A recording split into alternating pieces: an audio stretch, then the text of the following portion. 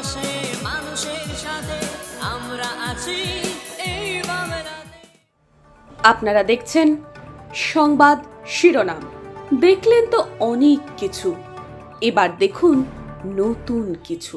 বৈশাখের শুরুতেই তাপমাত্রার প্রভাব লক্ষ্য করা যাচ্ছে বহু জায়গায়। তাপমাত্রার পারদ প্রায় 40 ছুঁই।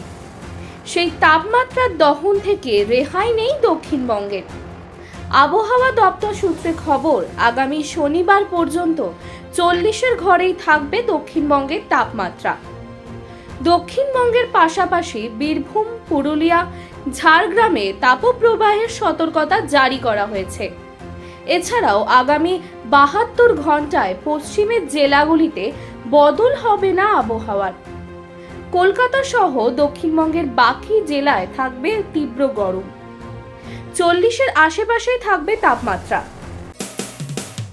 মানুষের পাশে মানুষের সাথে আমরা আছি এই বাংলাতে। আপনারা দেখছেন সংবাদ শিরোনাম। দেখলেন তো অনেক কিছু, এবার দেখুন নতুন কিছু।